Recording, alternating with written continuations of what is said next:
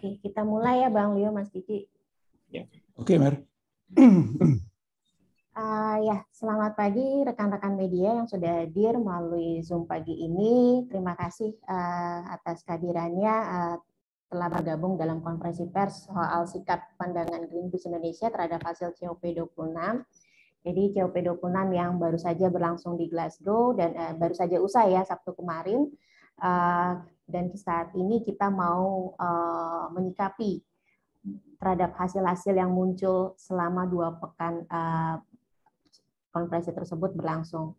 Jadi sebagai catatan, preskon ini hanya melalui Zoom dan bagi teman-teman yang nanti akan bertanya, silakan menuliskan pertanyaan di bagian Q&A.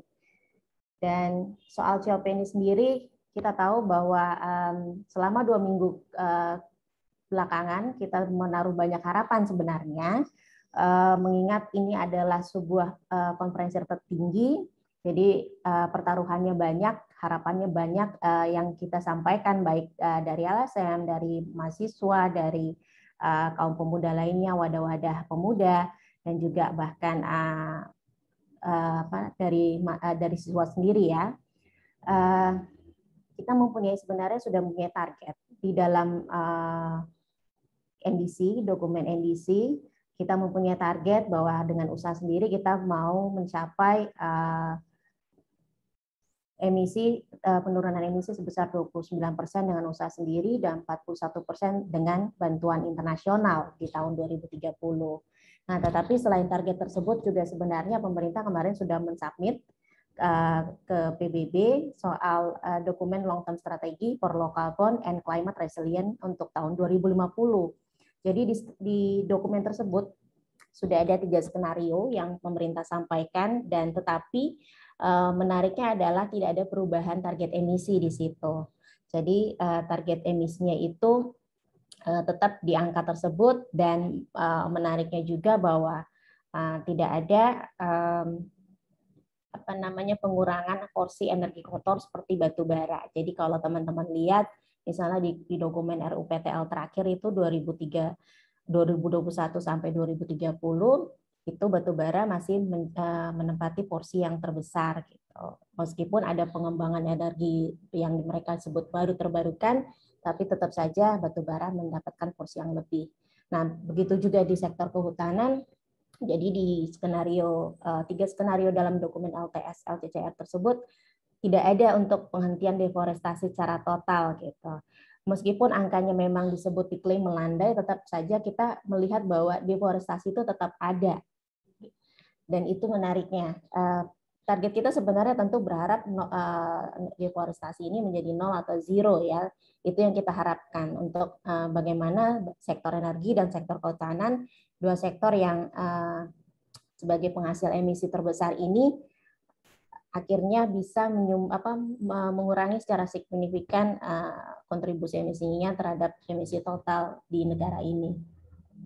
Nah, untuk membahas seperti apa sebenarnya hasil-hasil COP26 dan bagaimana sebenarnya hasil-hasil yang ada yang ditelurkan di dunia internasional tersebut bisa kita sambungkan dengan kebijakan-kebijakan yang ada di dalam negeri.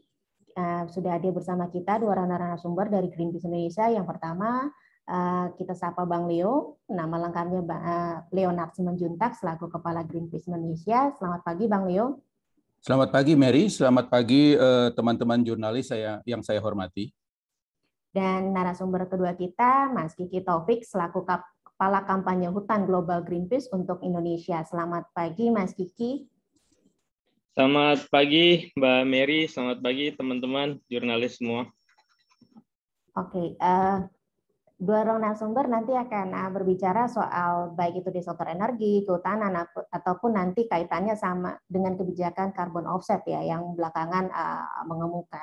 Nah, kita pertama akan ke Bang Leo. Bang Leo, kita tahu bahwa bulan Agustus lalu IPCC sudah menulis sebuah laporan yang bertajuk Perubahan Iklim 2021 ya. Di situ mereka membeberkan fakta-fakta yang mencengangkan yang sebenarnya patut kita waspadai karena salah satu data yang menarik adalah setelah terjadi peningkatan suhu permukaan global yang cukup signifikan selama 5 tahun terakhir di tahun 2016 sampai 2020 ya, dan itu ternyata menjadi rekor terpanas sejak 1850. Nah, di dalam negeri sendiri itu kita tahu bahwa BMKG, BNPB sudah menyebutkan angka bencana hidrometeorologi itu cukup signifikan selama 2 dekade ya terakhir, dan itu bukan tidak hanya frekuensi tetapi dari segi skala juga membesar. Nah, kalau Bang Leo melihat itu seperti apa catatan yang kita punyai? Apakah nantinya angka bencana ini tentunya mungkin nggak diprediksi akan bertambah ya, tetapi bagaimana sebenarnya mitigasi yang harus kita lakukan dari sisi kebijakan? Apalagi pasca COP26 ini selesai. Tentunya kita tidak berharap menggeser target-target itu ke COP berikutnya ya. Harus ada sebuah langkah yang serius dari pemerintah dan ambisius juga, dan juga terukur transparan ya untuk kita ketahui. Silakan Bang, paparannya selama 15 sampai 20 menit ke depan.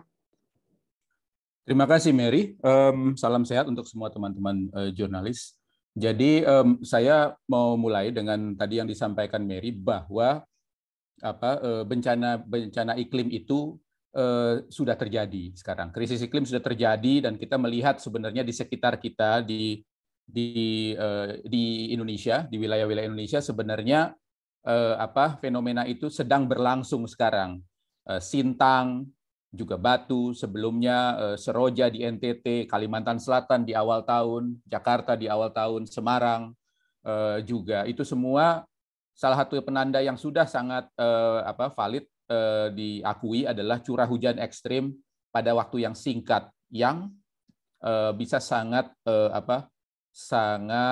merugikan. Kembali kepada hasil-hasil COP26, jadi COP26 ini sebenarnya kalau sebenarnya diharapkan menjadi COP yang sangat menentukan. Ada yang bilang make or break COP, karena setelah Paris 2015, ini yang seharusnya dilakukan di tahun lalu tapi ditunda karena pandemi. Disinilah sebenarnya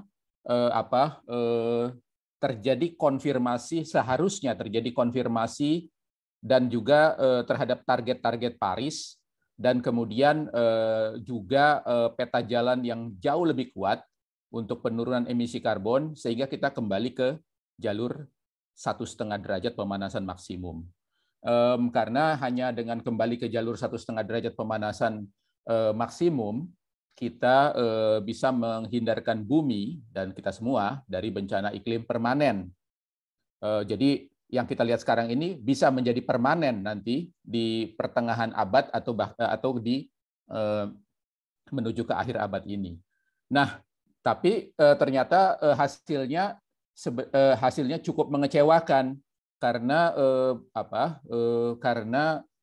kemudian kesepakatan yang dihasilkan, walaupun di beberapa hal mengafirmasi bahwa 1,5 derajat yang harus dicapai, tetapi dalam hal-hal spesifik, target-target spesifik itu lemah.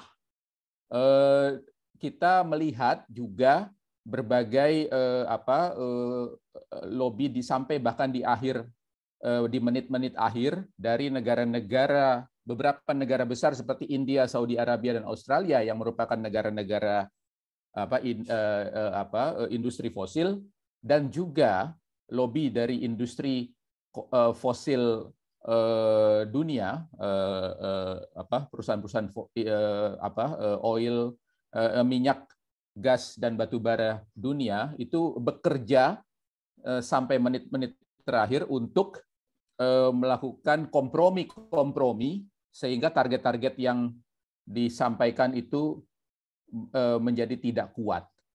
Nah, padahal sebenarnya kita harus benar-benar di Glasgow itu menghasilkan kesepakatan global yang benar-benar seharusnya berdasarkan bukti saintifik, dan bukti saintifiknya sebenarnya semua terutama dalam beberapa tahun terakhir sesudah Paris itu menunjukkan bahwa kalau tidak terjadi perubahan yang sangat fundamental dalam ekonomi global dan juga ekonomi negara-negara, pihak, itu kita menuju bencana iklim permanen. Jadi perubahan-perubahan fundamental itu di sektor energi artinya menghentikan batu bara, menghentikan sesegera mungkin penggunaan energi fosil dan beralih ke energi terbarukan. Dan di sektor kehutanan adalah menghentikan deforestasi. Nah, kadang-kadang ini dibenturkan dengan seringkali dibenturkan, termasuk juga perdebatan terakhir dalam 2 minggu terakhir di Indonesia terhadap tujuan-tujuan pembangunan. Saya mau bilang bahwa kita semua punya pengetahuan yang cukup untuk menyelaraskan perubahan-perubahan fundamental tersebut dengan bagaimana pembangunan masih bisa dilakukan ke depan. Ada berbagai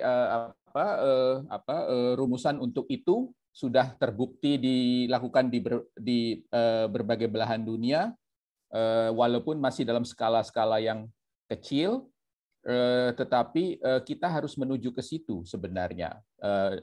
UN sebenarnya sudah mencanangkan juga yang disebut dengan tentunya Sustainable Development Goals. Di situ juga sudah jelas bahwa perubahan-perubahan fundamental tadi itu bisa diselaraskan dengan pembangunan. Indonesia sendiri sebenarnya dalam perundingan 2 minggu yang lalu di Glasgow, termasuk 23 negara yang punya komitmen untuk menutup operasi PLTU secara bertahap. Disebutkan bahwa ada target penutupan PLTU batubara sebelum 2040 bila mendapat dukungan internasional. Saat ini kita tahu target kita pemerintah itu 2056 yang sangat tidak mencukupi, sangat jauh sebenarnya dari yang seharusnya.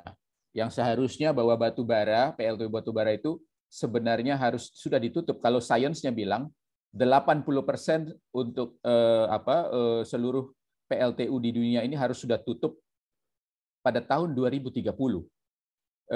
Bila kita mau mencapai 1,5 derajat maksimum. Persoalannya RUPTL tadi yang Mary sampaikan, rencana umum tenaga listrik kita untuk dekade ini 2021-2030 justru masih menempatkan batu bara sebagai sumber energi utama. Jadi masih ada dominan batu bara di situ, termasuk PLTU batu bara baru sekitar 13,9 gigawatt.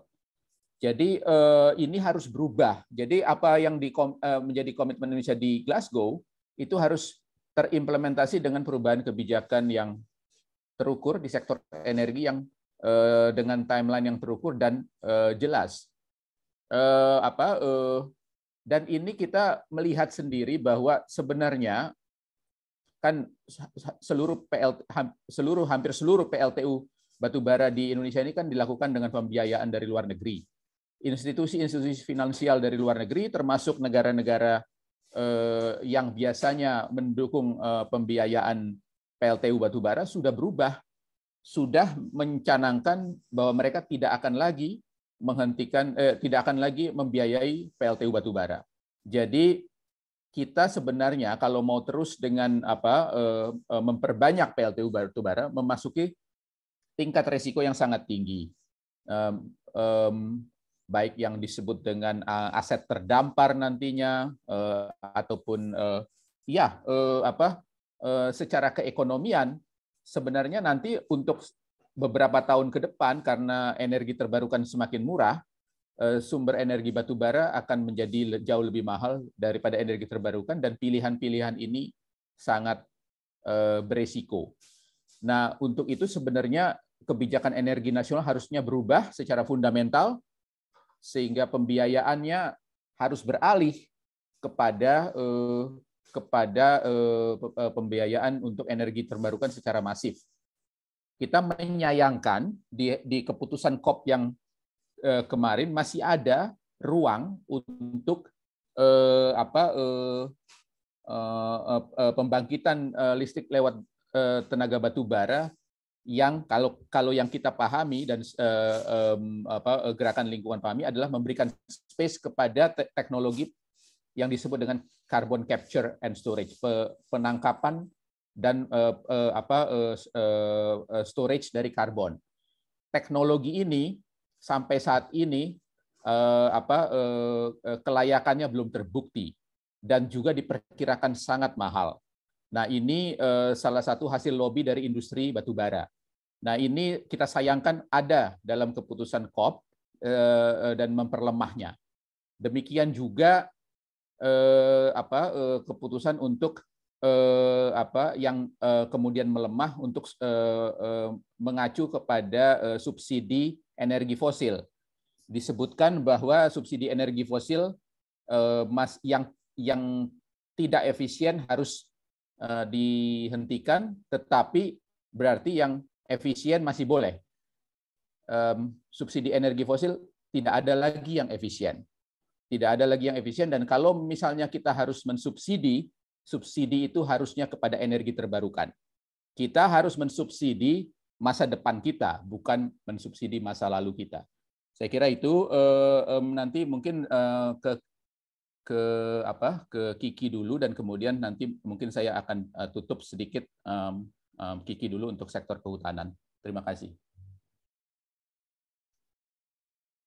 Ya, terima kasih Bang Leo, menarik ya. Memang ada semacam ya kita melihat sebuah akal-akalan ya, karena di situ ada carbon storage, ya kita bilangnya mungkin solusi semu ya. Meskipun teknologinya diperbarui, tetap saja andalannya adalah energi kotor atau batu bara.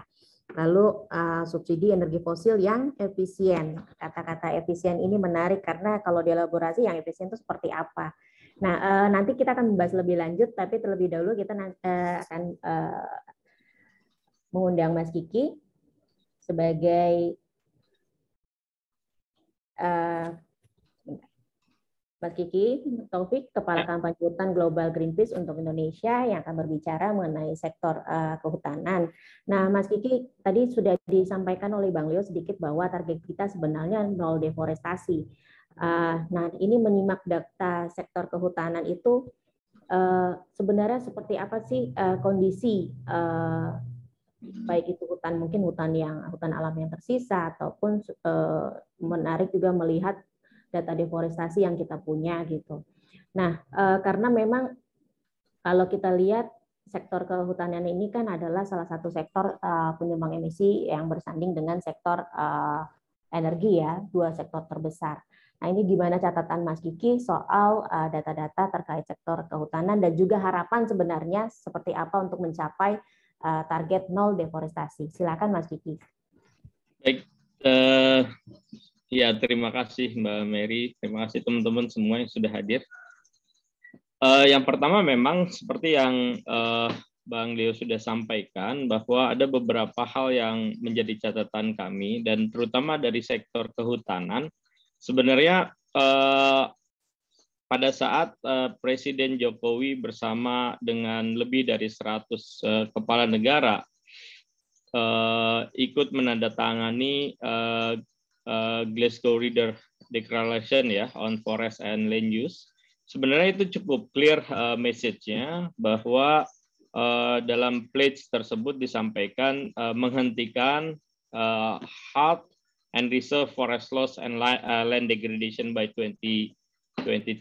Jadi sebenarnya langkah itu cukup bagus, meskipun memang dalam catatan kami ini seperti deja vu ya, karena beberapa tahun ke belakang, terutama dalam deklarasi New York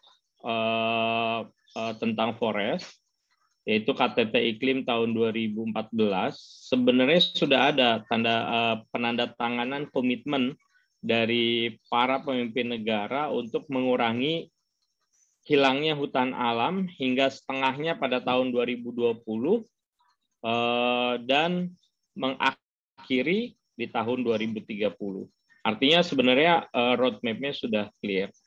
Namun kita tahu ternyata deforestasi itu terus berjalan, dan ini yang menjadi catatan bagi kami, karena pemerintah Indonesia di tahun 2011 membuat sebuah keputusan atau langkah yang sangat baik dengan melakukan moratorium hutan dan lahan gambut.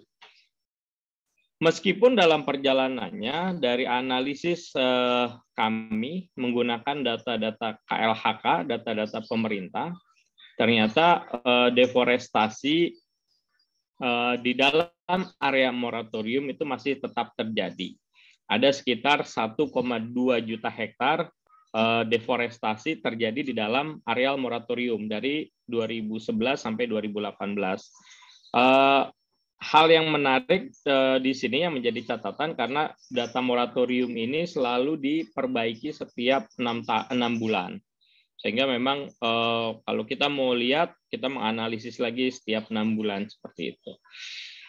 Nah, bagi kami sebenarnya kita mendesak pemerintah tadi karena Presiden Jokowi sebenarnya juga punya komitmen untuk melindungi hutan dengan menandatangani deklarasi Glasgow.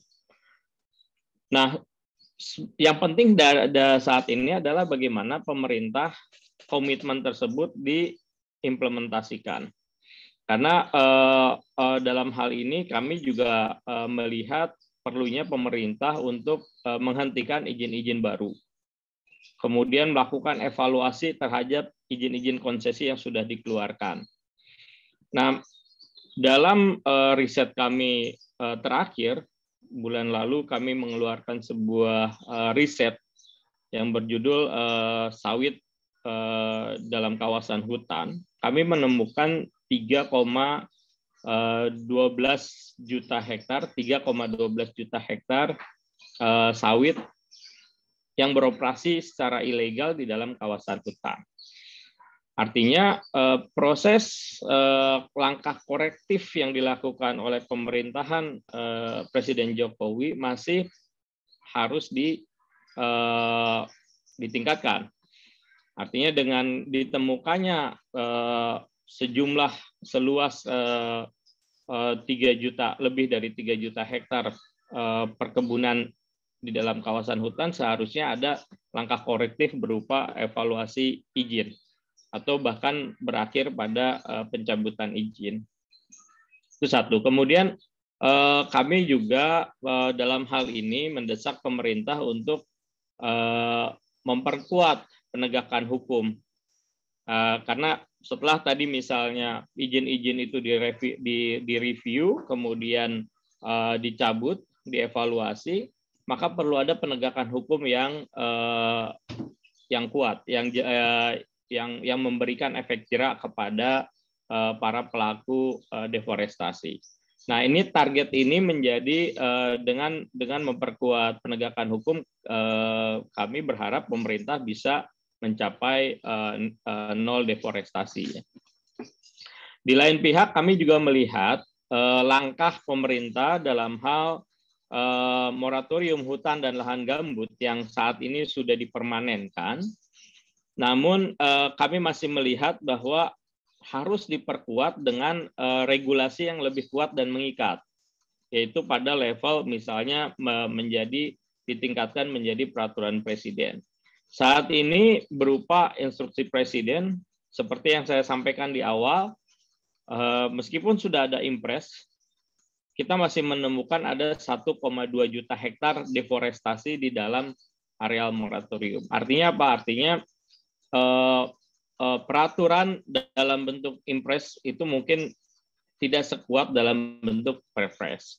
Sehingga kalau dalam perpres kita pemerintah bisa mencantumkan ancaman berupa hukuman gitu ya, atau terkait dengan penegakan hukum terhadap para perusahaan atau pelaku-pelaku deforestasi.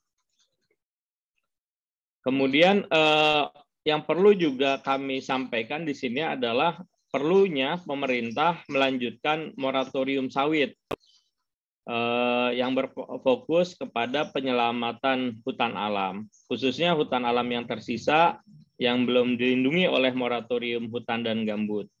Dan kemudian juga yang paling penting dari itu adalah mengakui serta melindungi hak-hak masyarakat adat. Jadi itu yang penting dalam periode ini. Jadi apa yang kita bisa ambil dari COP, kami berharap pemerintah bisa mengimplementasikan komitmennya itu. Nah, seperti tadi sudah saya sampaikan, deforestasi di dalam kawasan moratorium yang 1,2 juta hektar itu masih menunjukkan ada sekitar 27,4%, karena deforestasi di Indonesia baik di dalam atau di luar moratorium pada periode itu sekitar 4,38 juta hektar. Artinya 27%-nya di dalam moratorium. Masih ada target yang harus kita capai supaya kita mencapai nol deforestasi. Langkah-langkahnya seperti yang saya sampaikan tadi. Nah, kemudian kami juga melihat dalam COP26 ini juga yang perlu kita sampaikan adalah bagaimana pemerintah Indonesia yang sangat mendukung terkait dengan skema carbon offset. Yang menurut kami justru carbon offset ini harus kita tolak. Kenapa? Karena carbon offset ini memberikan hak berpolusi bagi para pencemar. Artinya misalnya negara-negara emitter atau perusahaan-perusahaan emitter seperti perusahaan-perusahaan oil gitu ya, perusahaan-perusahaan minyak, perusahaan-perusahaan batu bara, atau bahkan misalnya perusahaan-perusahaan dari sektor kehutanan, mereka tetap bisa melakukan perusakan alam dengan mengeksploitasi alam, mengeluarkan emisi. Kemudian mereka bisa aja dengan mudahnya membeli karbon di negara lain, di negara berkembang, terutama yang memiliki hutan seperti Indonesia. Artinya dengan kayak gini, ini akan menimbulkan bagi kita sebuah ketimpangan. Tidak ada langkah serius dari negara-negara emitter atau para pengemiter itu kalau kita setuju dengan ini.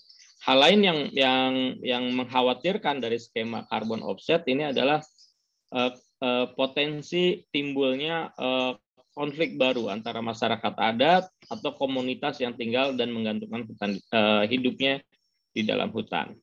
Jadi menurut kami itu yang perlu kami sampaikan. Selain itu tentu kami terkait dengan data-data deforestasi yang memang menjadi pembicaraan saat ini, tentu kami sangat terbuka sekali kalau pihak dari pemerintah, terutama KLHK, ingin membuka selebar-lebarnya data sehingga publik bisa paham dan mengetahui apa yang ada di terkait dengan data deforestasi. Jadi pada kesempatan ini mungkin seperti itu dulu dari saya. Nanti kalau misalnya memang ada pertanyaan terkait data deforestasi, kami tentu sangat terbuka dan seperti yang saya sampaikan, kami sangat siap sekali dan sangat terbuka sekali kalau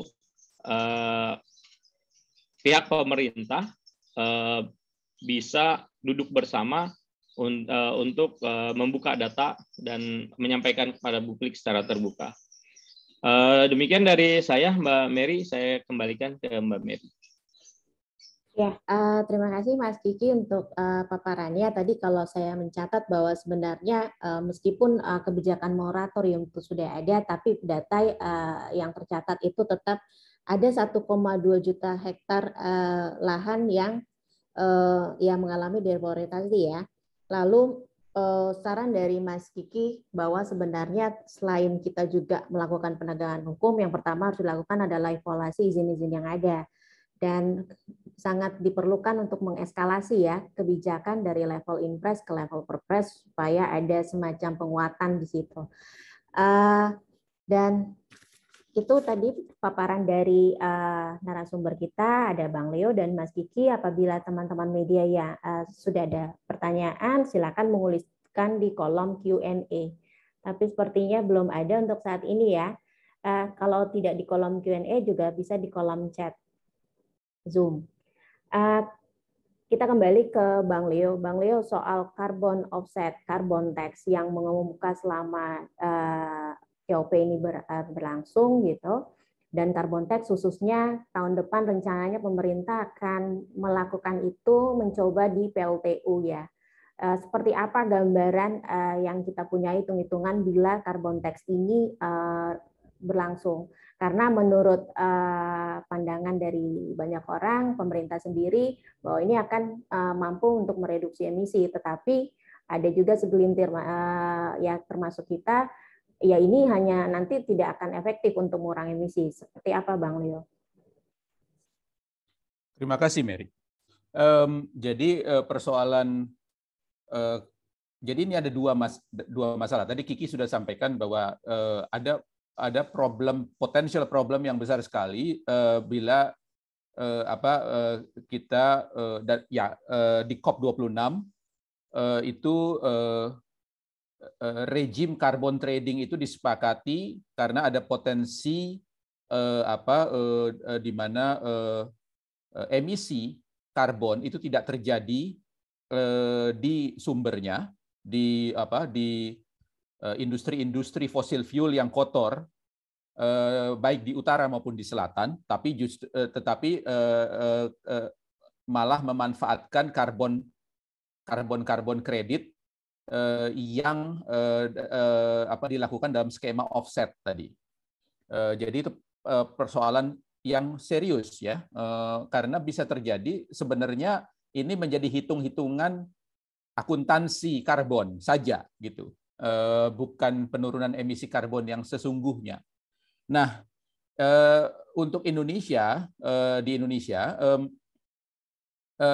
saya tetap harus mengapresiasi inisiatif dari Ibu Sri Mulyani yang kita tahu sebenarnya mempunyai komitmen kuat kepada iklim.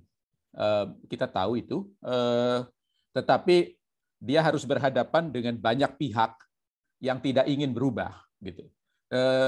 Jadi carbon tax yang sudah ditetapkan, saya kira kita tetap apresiasi, tetapi sangat terkompromi sebenarnya. Pertama dari tarifnya yang cuma Rp30 per ton, itu rendah sekali.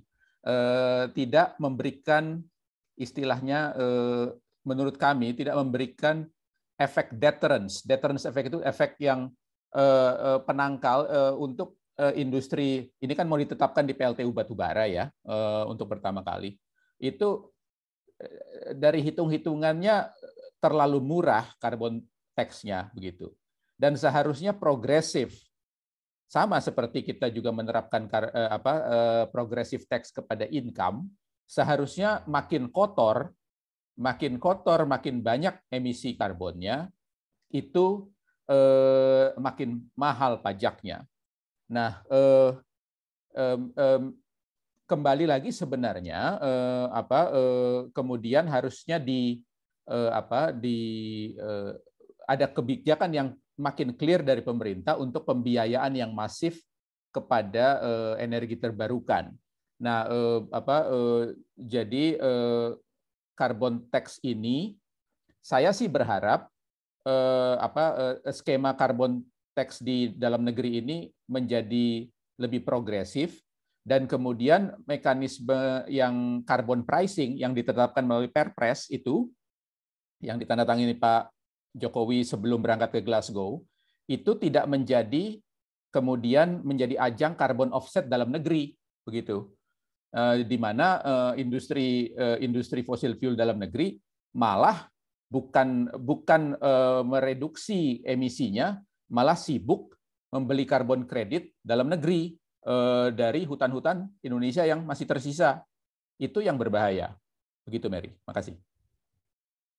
Oke, siap Bang. Boleh saya tambahkan, Mbak Mary? Wah, silakan. Terkait dengan karena ini terkait dengan pajak karbon ini ya, carbon tax. Jadi yang menjadi concern dari kami juga tadi menambahkan dari yang Bang Leo adalah terkait dengan siapa yang dipajakin gitu ya.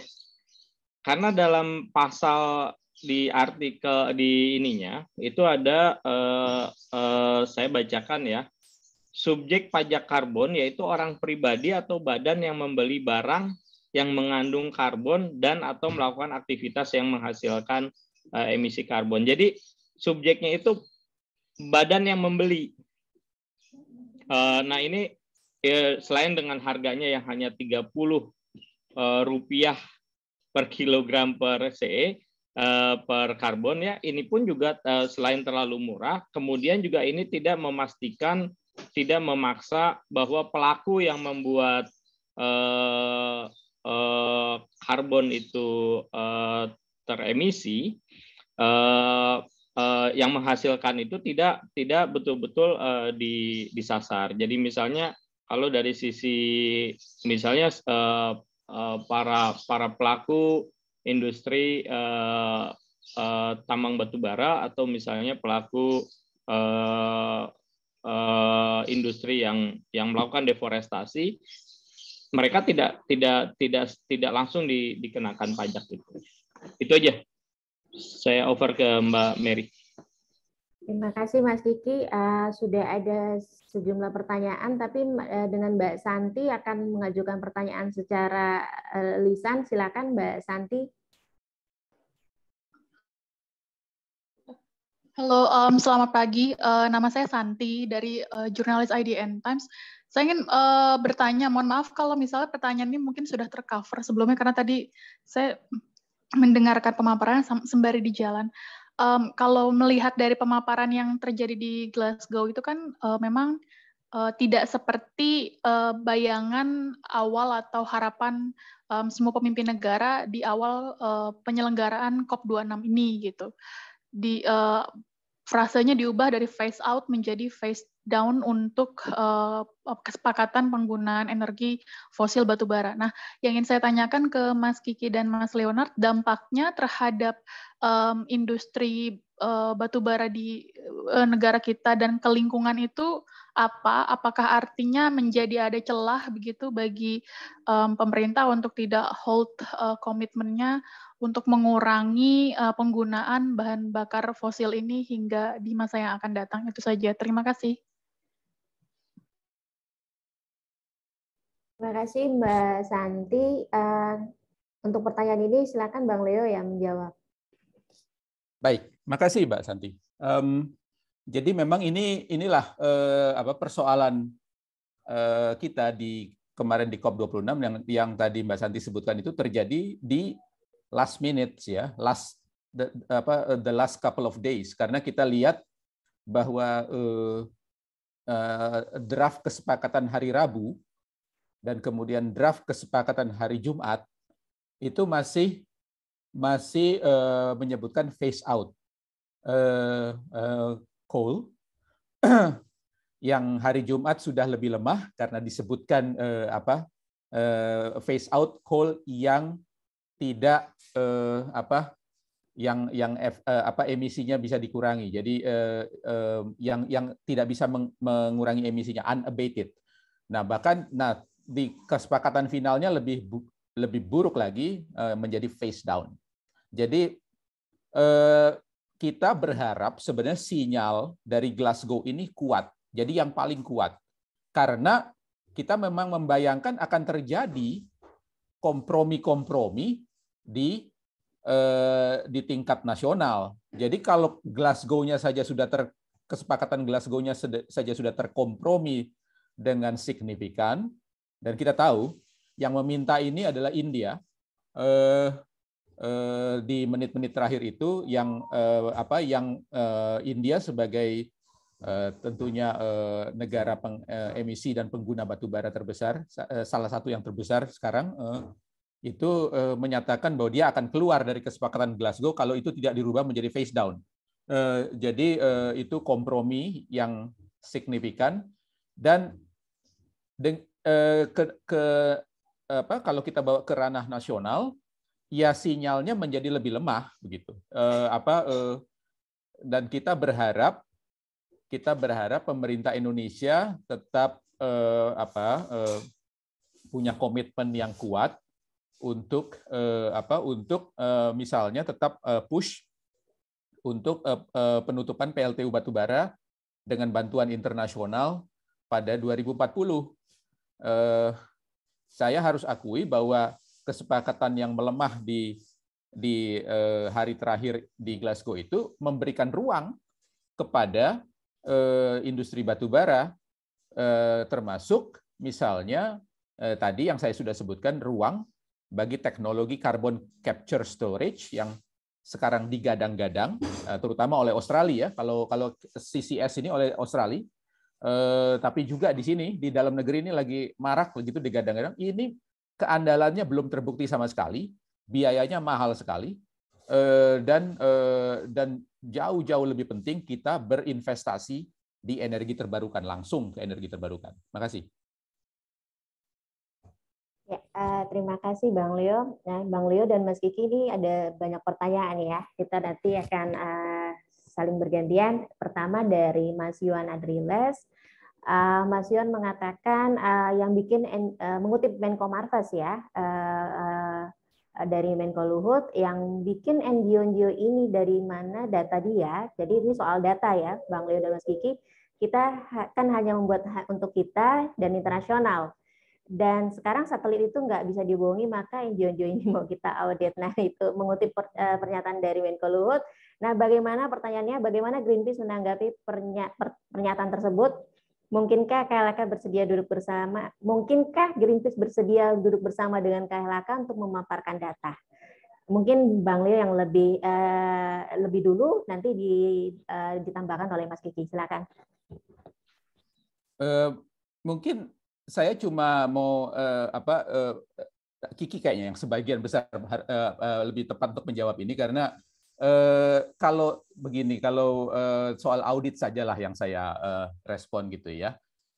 Saya kira Pak LBP mungkin sedikit emosional mungkin ya, karena sebenarnya kalau kami di Greenpeace, keuangan kami diaudit secara berkala dengan kantor akuntan publik yang independen, dan kami melaporkannya secara terbuka kepada publik begitu, dan itu setiap tahun sejak Greenpeace Indonesia berdiri, dan tentu tidak juga semudah itu bahwa audit kalau dalam pengertian kami itu yang kami tahu, mengaudit sebuah lembaga itu yang kami tahu harusnya ada perintah pengadilan, bukan hanya dari eksekutif, kekuasaan eksekutif. Begitu dari saya. Silakan mungkin ke Kiki. Ya, makasih Bang. Ya betul, seperti yang Bang Leo sudah sampaikan ya. Jadi memang tadi sudah disampaikan bagaimana kita menanggapi pernyataan Menko. Yang ingin saya mungkin tanggapi terkait dengan data-data, sebenarnya dari awal sejak kami keluarkan respon, data yang kami gunakan itu selalu kami menggunakan data resmi dari pemerintah. Artinya semua data soal deforestasi, data perizinan itu pasti kami kami minta resmi melalui jalur resmi, berkirim surat ke pemerintah untuk mendapatkan data tersebut. Perbedaannya adalah bagaimana cara kita menganalisis. Artinya misalnya pemerintah hanya menyatakan bahwa dalam 20 tahun terakhir angka deforestasi turun gitu. Tapi kami melihat tidak seperti itu. Kami melihat bahwa kita perlu lihat juga bahwa setiap pemerintahan yang berkuasa, siapapun presidennya, maka presiden itu pemerintahan yang berkuasa punya kewenangan yang sangat luas terkait dengan pengelolaan hutan di Indonesia. Artinya kalau misalnya dari awal pemerintahan ini menyatakan bahwa mereka akan melakukan langkah korektif, maka kami juga akan melihat dalam periode misalnya 2005 sampai dengan 2020 kami menemukan ternyata deforestasi yang terjadi pada periode itu sampai dengan 3,5 kali Pulau Jawa, luasnya sampai sebegitu. Artinya sebenarnya data yang kami gunakan sama. Nah, untuk itu sebenarnya kami mengapresiasi pernyataan Dirjen Planologi Kementerian Kehutanan dan Lingkungan Hidup dan Kehutanan yang menyatakan bahwa beliau meminta untuk kita membuka data, sama-sama kita berdebat secara terbuka. Justru itu yang kami apresiasi. Justru bagi kami kesempatan seperti itu yang kami tunggu-tunggu, karena banyak sekali pertanyaan dari kami, banyak sekali pertanyaan dari publik terkait data-data kehutanan yang masih belum dibuka untuk publik. Baik itu misalnya izin-izin pelepasan kawasan hutan misalnya. Kami seperti tadi saya sampaikan, baru-baru ini kita mengeluarkan report ada 3,1 juta hektar yang sawit ilegal dalam kawasan hutan. Dalam report kami sebelumnya, kami juga menemukan sekian ratus ribu hektar pelepasan kawasan hutan, bukan hanya terjadi di periode sebelum Pak Jokowi, tapi juga terjadi di periode Pak Jokowi. Jadi memang keterbukaan, transparansi data itu yang kami harapkan, dan kami sangat welcome. Mudah-mudahan KLHK bersedia duduk bareng untuk sama-sama membuka data. Terima kasih. Kembali ke Mbak Mary. Ya, terima kasih Mas Kiki dan Bang Leo. Tadi menambahkan juga sedikit dengan apa yang sudah disampaikan Bang Leo, bahwa kita juga sebenarnya sudah ada laporan berkala dan itu diunggah di website kita. Jadi publik bisa secara transparan melihat apa saja yang kita lakukan dan bagaimana sumber pendanaan kita, begitu ya. Kita ke pertanyaan selanjutnya dari Mas Hans dari Mongabai terkait carbon offset. Mengapa hal tersebut dikhawatirkan bisa menimbulkan konflik baru dengan masyarakat adat yang hidup di hutan? Lalu bagaimana menurut para narasumber tentang nature-based solution yang disebutkan di dalam Glasgow Climate Pact? Apakah nature-based solution benar-benar bisa menjadi solusi iklim? Bila iya, apa yang harus Indonesia lakukan mengenai nature-based solution tersebut? Itu mungkin langsung ke Mas Kiki ya, untuk menjawab.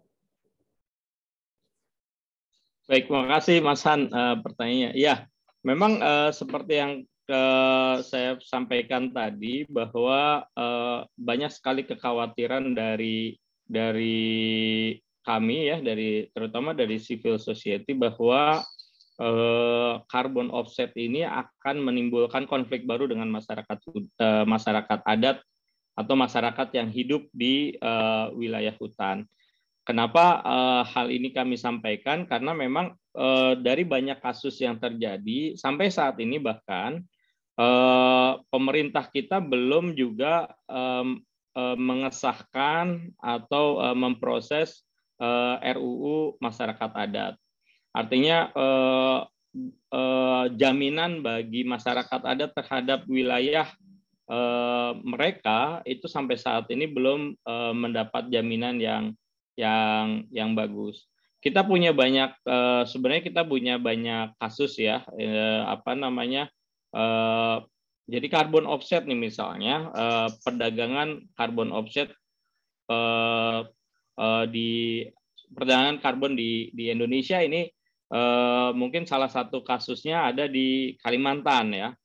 Pernah disampaikan juga dalam narasi news kalau nggak salah di bulan Desember 2019, itu bisa dilihat bagaimana konflik itu terjadi gitu ya. Jadi carbon offset itu mereka itu memberi harga pada alam, tapi juga tidak ada bagian yang didapat oleh masyarakat adat di sana. Jadi bisa aja kalau yang terjadi misalnya di Kalimantan itu, misalnya perusahaan Shell atau Volkswagen, mereka berkontribusi terhadap sebuah perusahaan yang melakukan proyek restorasi, Tapi dana tersebut pun juga tidak sampai kepada masyarakat, dan masyarakat pun juga akhirnya tidak punya akses untuk kembali mengelola wilayahnya mereka sendiri gitu, karena kembali lagi sampai saat ini yang jadi permasalahan utama adalah batas-batas wilayah adat di Indonesia sampai saat ini belum juga atau masih menjadi PR besar bagi pemerintah, baik itu Kementerian Lingkungan Hidup maupun BIG ya, Badan Informasi Geospasial. Memang saat ini ada beberapa movement dari teman-teman BRWA, Badan Registrasi Wilayah Adat, yang bekerja sama dengan Badan Informasi Geospasial untuk memetakan, tapi kecepatannya sangat tidak berbanding dengan pelepasan kawasan hutan yang dilakukan oleh Kementerian Lingkungan Hidup misalnya, atau misalnya pembukaan hutan oleh perusahaan-perusahaan besar.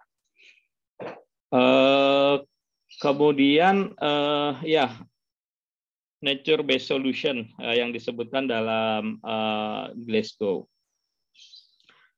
Kami terus terang kami memang berharap bahwa nature based solution ini memang bisa menjadi solusi iklim ya. Artinya poin pertama dalam nature based solution ini adalah bahwa kita memberikan ke pemerintah, harus memberikan pertama pengakuan terhadap masyarakat adat, terhadap masyarakat yang mengelola hutan, yang tinggal di hutan, untuk melakukan itu secara sesuai dengan kebijakan mereka ya. Nah itu akan menjadikan ide ini bisa berjalan. Saya ya terus terang kami mesti perlu mendalami lebih dalam lagi terkait apa aja sebenarnya dalam nature based solution yang bisa dijadikan solusi iklim. Tapi pada dasarnya sebenarnya nature based solution itu seharusnya membuka jalan bagi masyarakat adat untuk diakui terlebih dahulu oleh pemerintah, terutama wilayah adatnya. Mungkin itu dulu, Bang Leo. Kalau ada mau ditambahkan, silahkan. Iya, Mary boleh saya tambahkan sedikit? Iya, silakan Bang. Mungkin kepada Mas Hans. Jadi dalam konteks carbon offset ini kita memang kritis sekali. Ini kan di dalam di COP Glasgow, bahkan sejak Paris ini kan di artikel 6 ya, di negosiasinya yang termasuk yang paling alot sebenarnya. Jadi yang kami sangat kritis adalah carbon trading ataupun carbon market yang kemudian menjurus kepada carbon offset. Itu yang tadi sudah disampaikan, saya sampaikan dan Kiki sampaikan juga, potensinya berbahaya untuk tujuan-tujuan pengurangan emisi karbonnya sendiri. Nature-based solutions itu bisa dicapai sebenarnya dengan mekanisme non-market. Jadi itu ya, kalau mekanisme non-market kita dukung, kami dukung. Dan itu merupakan mekanisme yang harus ada dalam pandangan kami sebagai bentuk utama seharusnya kepada transfer pendanaan climate financing yang setidaknya mencapai 100 miliar dolar dari negara-negara maju per tahun yang belum terpenuhi itu.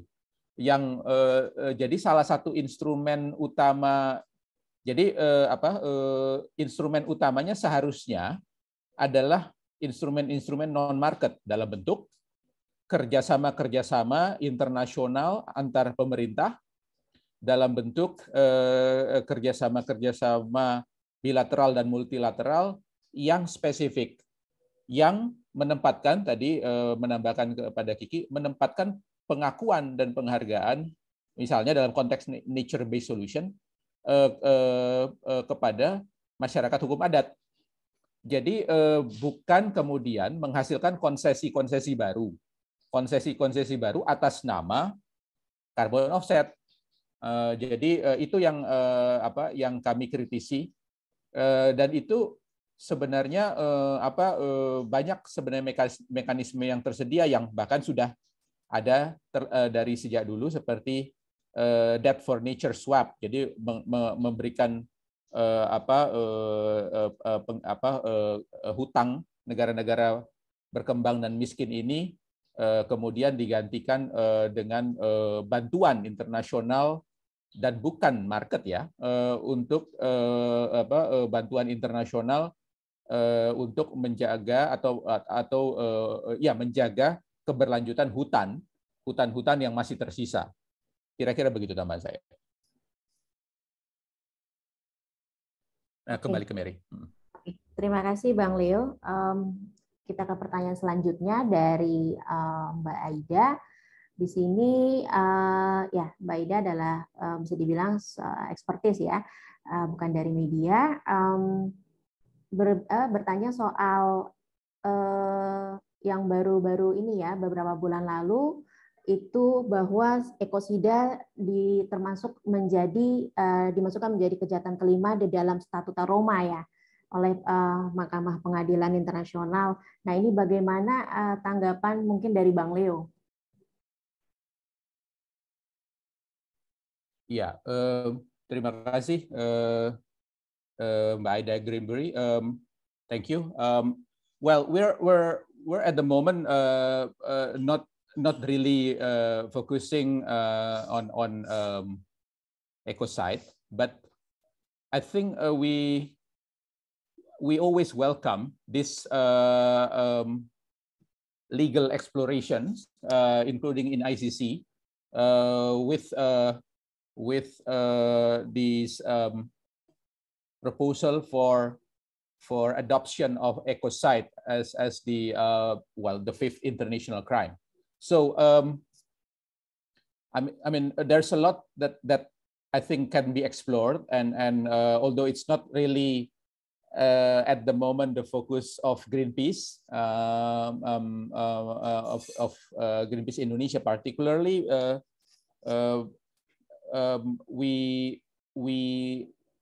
we are supportive that this exploration for the near future is one way that one legal measure that we can probably use in the near future, when we are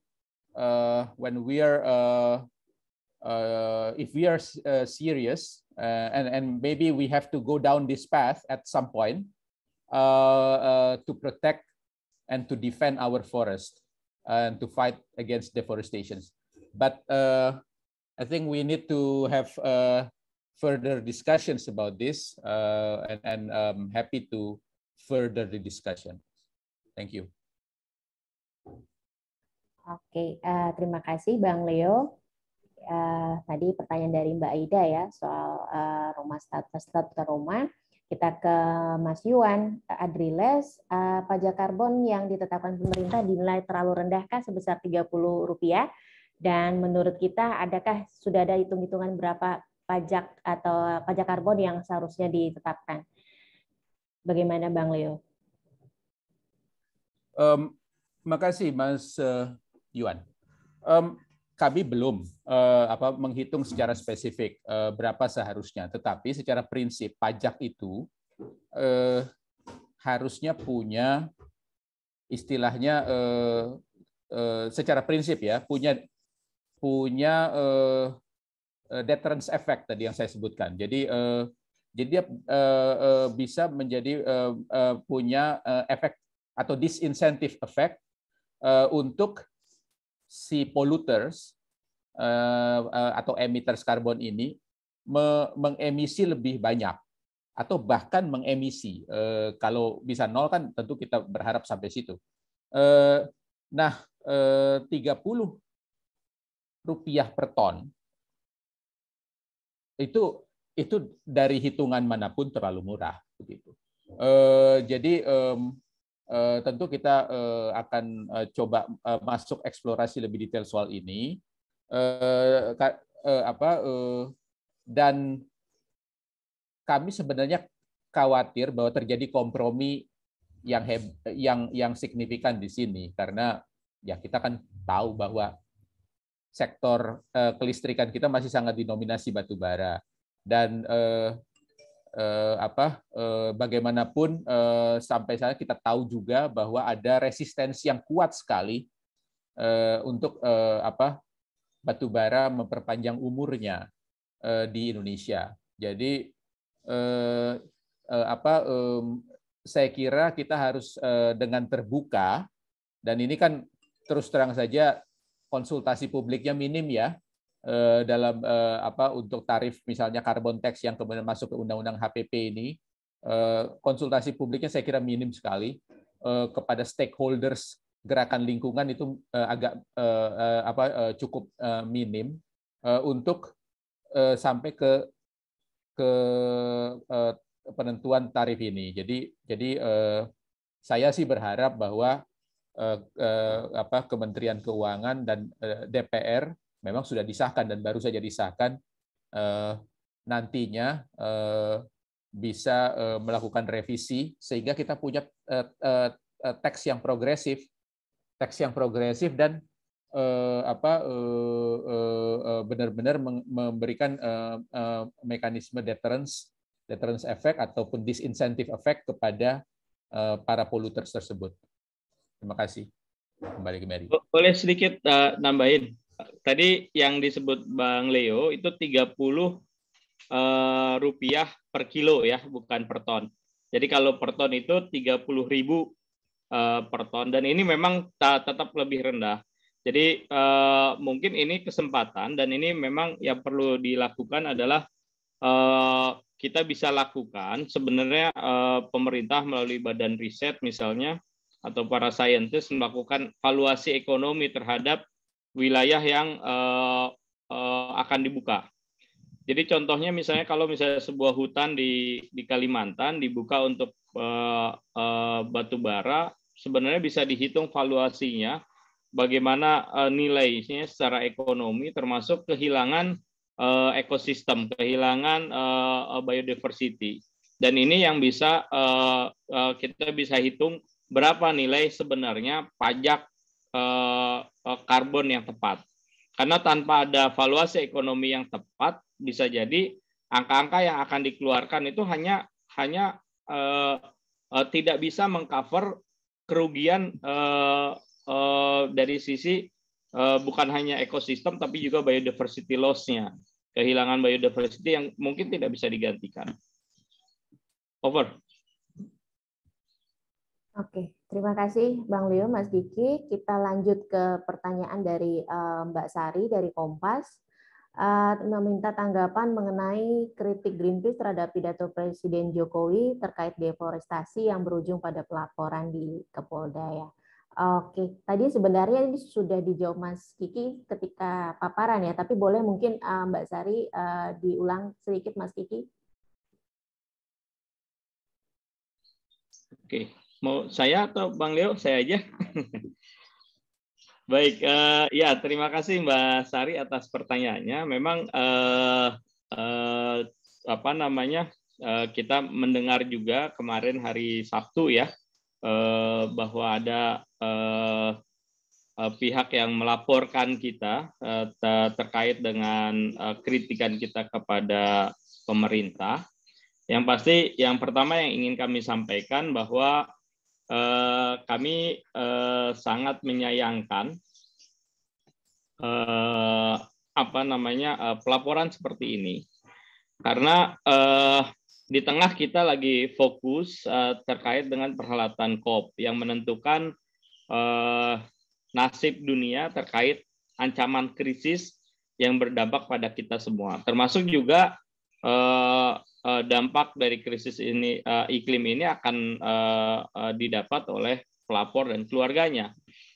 Kita tahu di Indonesia saat ini sedang menghadapi serangkaian bencana hidrometeorologi. Tadi hidrometeorologi yang terjadi baik itu di Batu, Malang, di Sintang, kemudian yang terbaru di Kalimantan Tengah gitu ya, dan beberapa wilayah-wilayah lain di Indonesia yang tidak hanya terkait dengan rusaknya lingkungan, tapi juga ini adalah terkait dengan krisis iklim.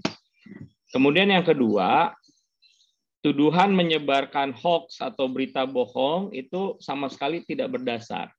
Karena tadi saya sampaikan bahwa data yang Greenpeace Indonesia gunakan sebagai acuan dalam menanggapi pidato Presiden Jokowi adalah data dari Kementerian Lingkungan Hidup atau data pemerintah.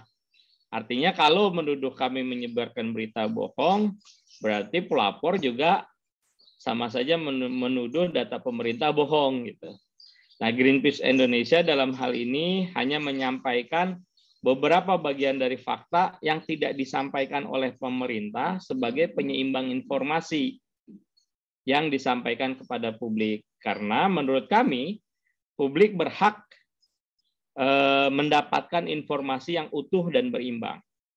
Nah, tuduhan kemudian dalam laporan itu juga ada tuduhan ujaran kebencian, juga menurut kami sama sekali tidak berdasar, mengingat tidak ada sama sekali kata-kata dalam siaran pers kami yang dapat dikaitkan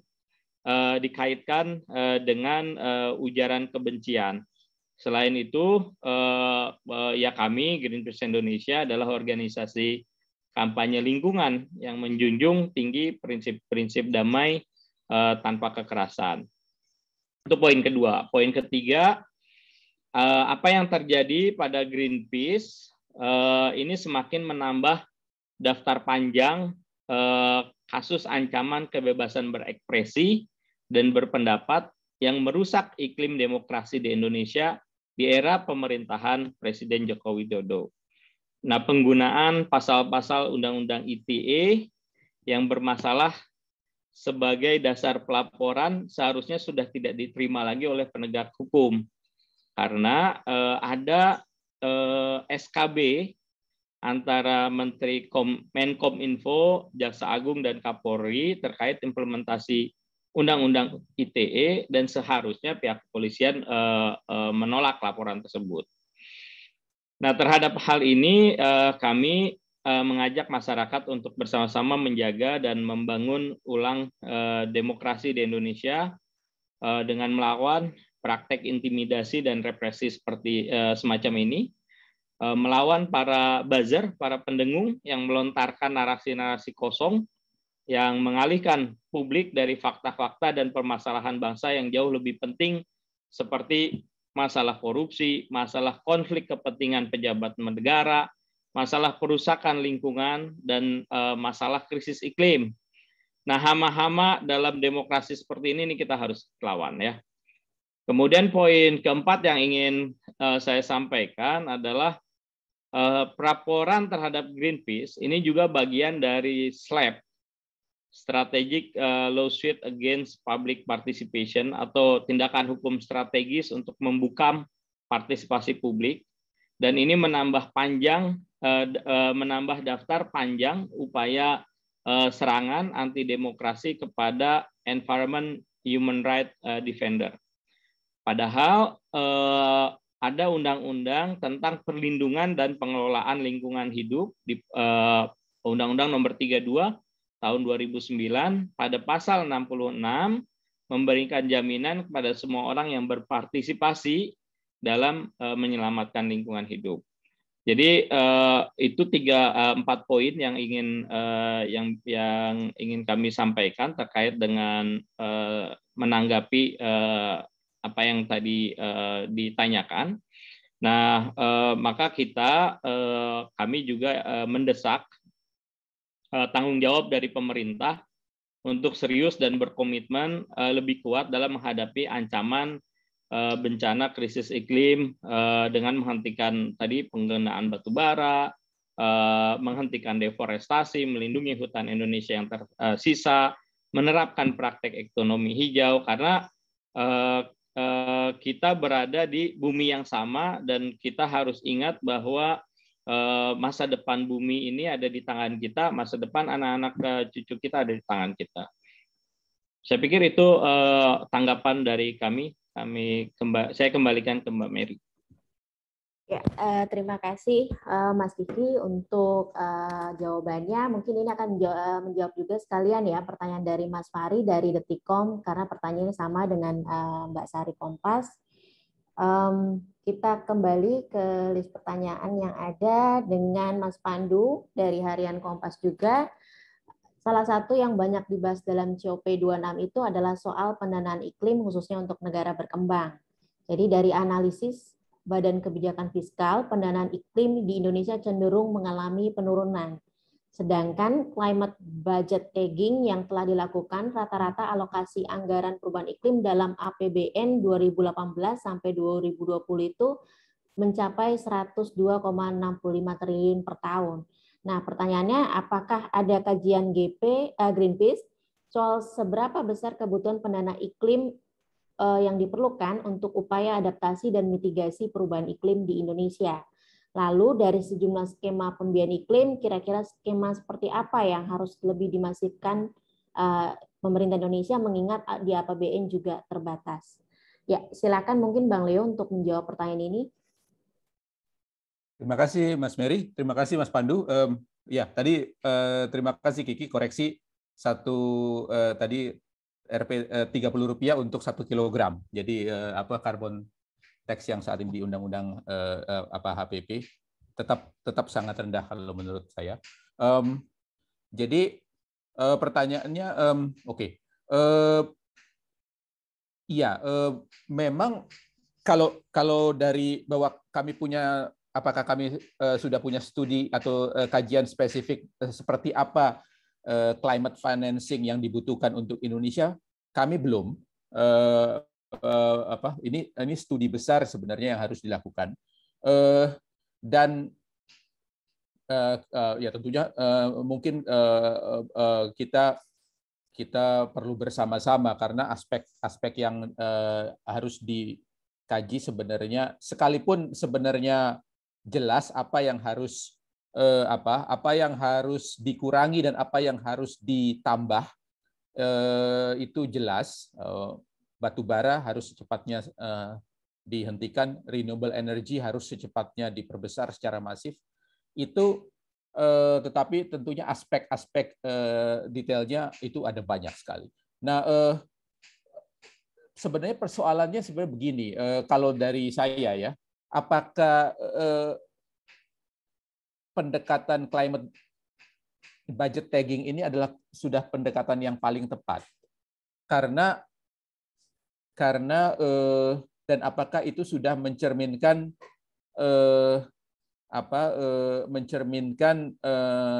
atau merefleksikan sebuah political will yang kuat untuk merubah secara fundamental ekonomi kita. Karena saya kira kita pahami, dan mungkin Mas Pandu saya kira juga pahami, bahwa yang kita nggak bisa sebenarnya yang harus terjadi itu adalah perubahan struktural dalam ekonomi kita, kemudian diterjemahkan pada sektor energi, sektor kehutanan, pertanian, perkotaan dan sebagainya yang dibutuhkan sebenarnya. Baik untuk merespon krisis iklim, tapi juga karena kita sedang membangun, tapi juga untuk supaya Indonesia tidak ketinggalan dalam merespon bagaimana ekonomi global akan berubah. Ekonomi global cepat atau lambat akan berubah menuju ekonomi hijau, ekonomi sirkular, dan ekonomi yang rendah karbon, yang terdekarbonisasi. Jadi kebijakan budget tagging kalau menurut saya itu cenderung sebenarnya cenderung adalah langkah-langkah yang bersifat itu housekeeping ya. Jadi di dalam perubahan-perubahan kecil yang mungkin efeknya sebenarnya nantinya tidak signifikan. Yang kita mau lihat sebenarnya adalah ada skema pembiayaan yang masif seperti misalnya ini contoh saja, seperti yang sekarang akan diajukan oleh Presiden Biden ke Kongres dan Senat Amerika sebesar 1,3 triliun US dollars. Ini untuk ekonomi Amerika ya, yang memang merubah secara struktur atau diharapkan merubah secara struktur secara signifikan ekonomi dan sektor energi di Amerika Serikat. Itu yang perlu kita lihat sih sebenarnya. Jadi dan itu memang membutuhkan kajian-kajian yang detail. Tetapi yang paling mendekati saya kira adalah low carbon economics development strategy yang dihasilkan oleh Bappenas di tahun 2019 yang menghitung bahwa kita sebenarnya bisa mereduksi sampai 43%, ada range-nya dari 43 sampai 48% emisi karbon pada 2030, dengan juga mempunyai pertumbuhan ekonomi sekitar, kalau saya tidak salah, 6%. Jadi itu adalah kajian yang mungkin paling dekat. Sayangnya, pemerintah juga tidak membicarakannya secara serius. Saya kira itu adalah sebenarnya studi yang paling serius yang ada di Indonesia untuk perubahan-perubahan fundamental yang kita perlukan. Terima kasih. Oke, terima kasih Bang Leo untuk jawabannya.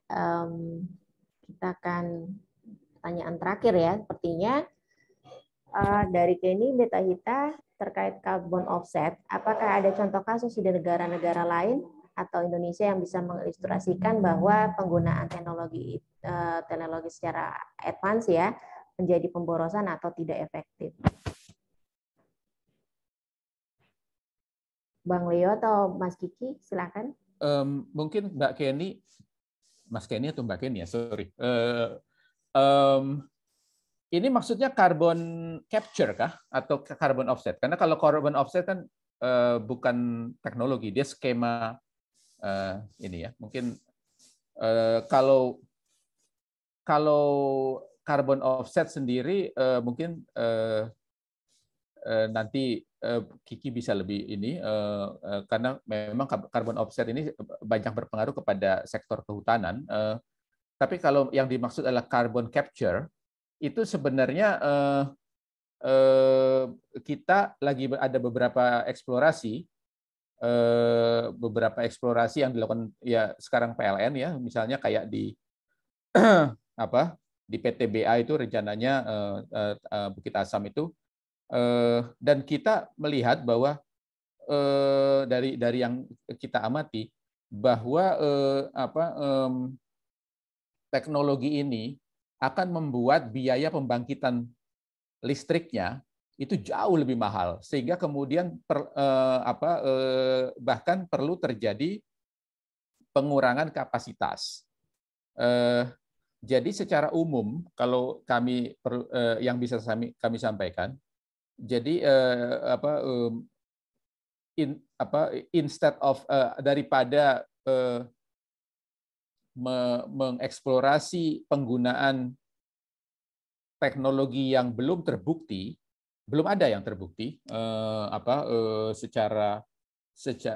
pada ini ya, pada skala ekonomi yang dibutuhkan, itu lebih baik kalau menurut kami investasi yang dibayangkan atau sedang dihitung-hitung itu memang langsung ke energi terbarukan. Jadi ke energi terbarukan daripada pada investasi yang berisiko kepada carbon capture itu, penggunaan carbon capture dan storage tersebut. Nah, kalau bahwa resiko untuk carbon offset tadi Kiki saya kira sudah menyampaikan ada potensi peminggiran masyarakat adat, ada potensi ada potensi double counting. Jadi kalau ya saya mungkin sedikit ke situ, ada potensi double counting yang serius, yaitu di mana emisi karbon itu dihitung di di kedua belah pihak, dan itu loopholes-nya itu nyata ada gitu, karena bisa dihitung di yang membeli karbon, yang pembelinya, dan kemudian juga yang yang menjadi penerima atau penerima pembayaran.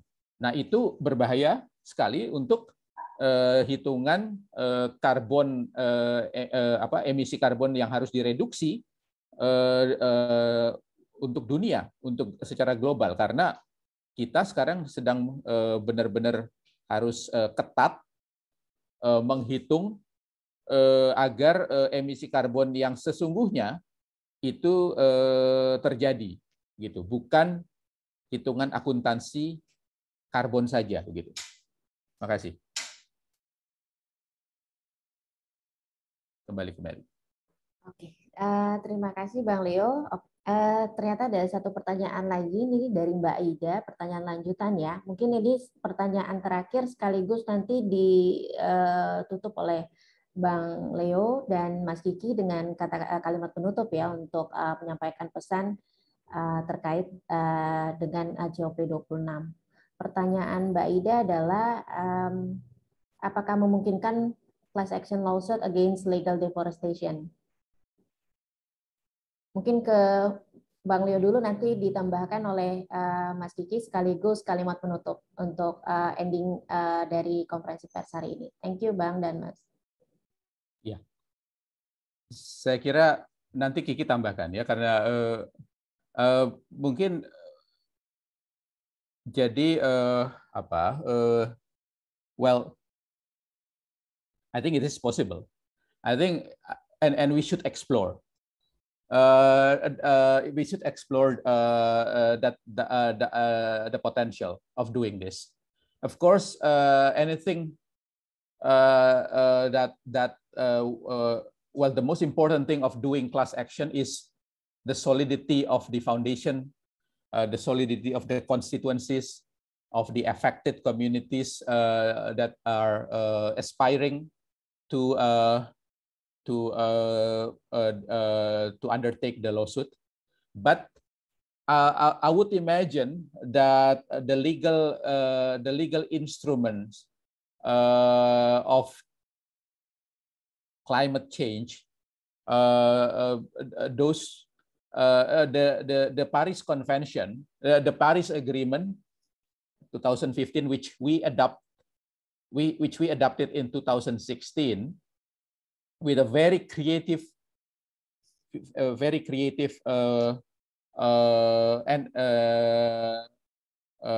interpretation, legal interpretation, may be used as the basis for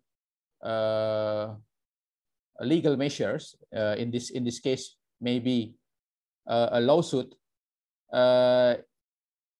on behalf of climate. On behalf of climate and of course the communities.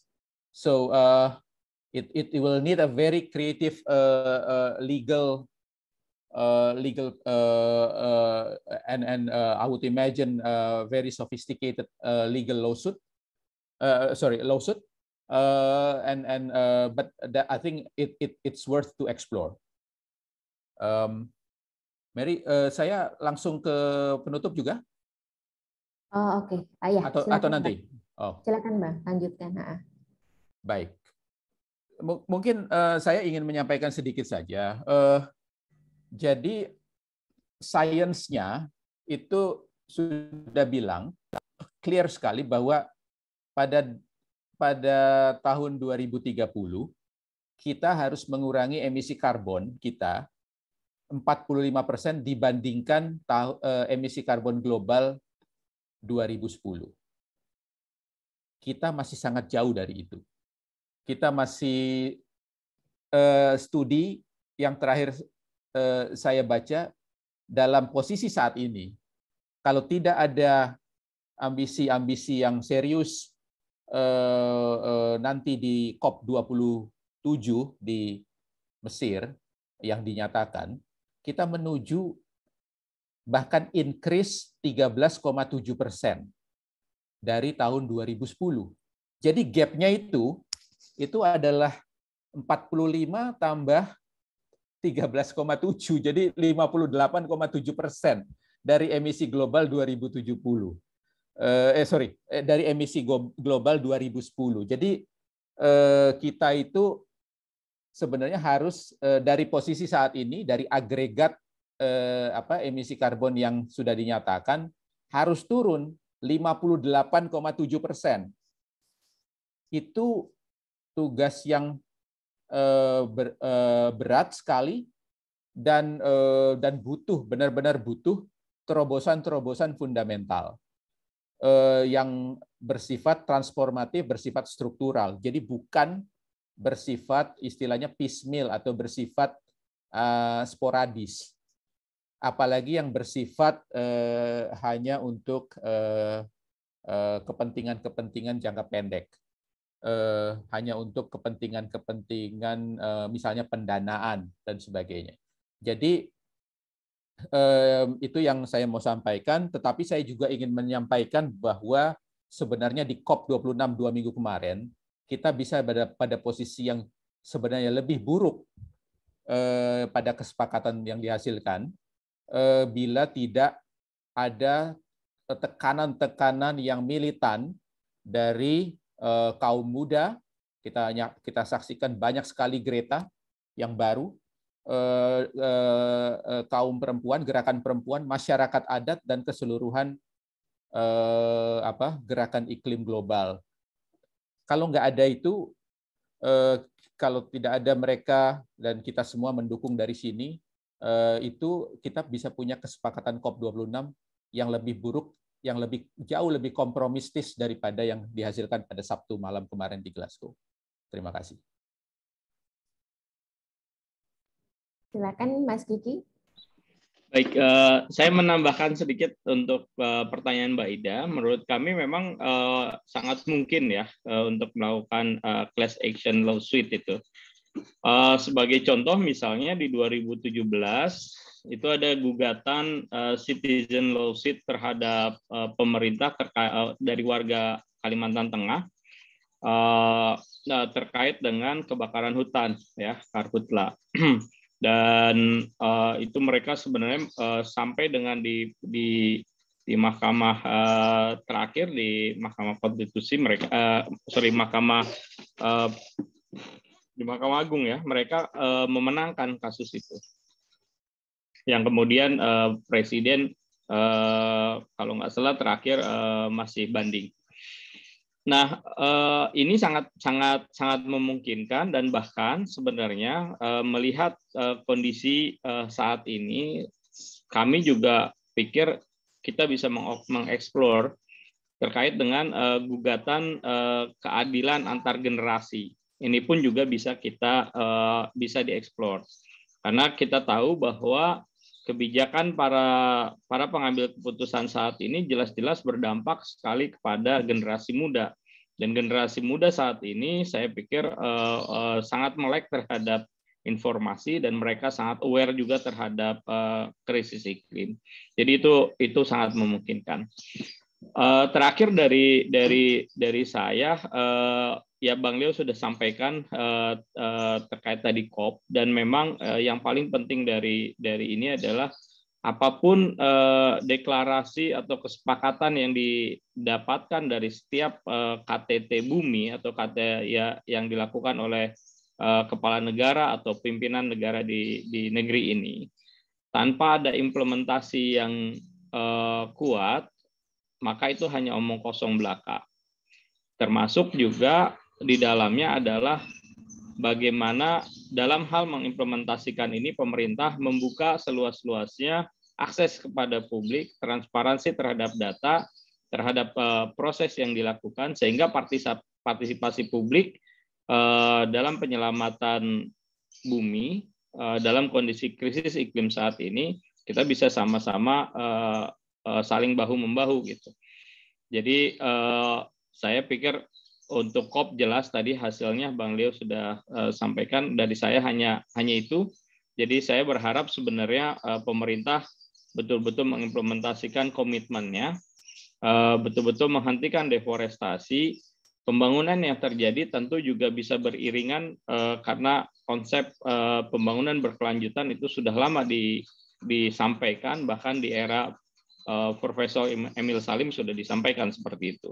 Jadi itu bukan hal yang baru, dan tentu kembali lagi bahwa yang mesti diingat bahwa masa depan anak cucu kita itu ada di tangan kita semua saat ini. Jadi jangan sampai kita mewariskan bumi yang cedera, bumi yang sakit kepada anak cucu kita. Saya pikir itu dari saya. Terima kasih banyak buat teman-teman jurnalis yang sudah hadir. Saya kembalikan ke Mbak Mary. Ya, terima kasih banyak Mas Kiki dan Bang Leo untuk kalimat penutupnya, dan terima kasih banyak untuk teman-teman media yang sudah hadir. Siaran pers sudah diunggah ke website Greenpeace Indonesia, dan tadi sudah juga di linknya di kolom chat. Silakan teman-teman melihatnya di website tersebut. Dan tentunya ini topik yang menarik, dan harapannya banyak yang kita ambil dari konferensi pers hari ini, karena apalagi tahun depan ya Indonesia akan memegang presidensi G20. Tentunya harapan kita akan lebih banyak kebijakan yang lebih ambisius lagi, dan COP27 yang akan berlangsung di Mesir ya tahun depan. Terima kasih semua, terima kasih untuk kehadirannya. Selamat beraktivitas, salam sehat, dan selamat siang. Terima kasih semua teman-teman jurnalis. Salam sehat. Assalamualaikum warahmatullahi wabarakatuh.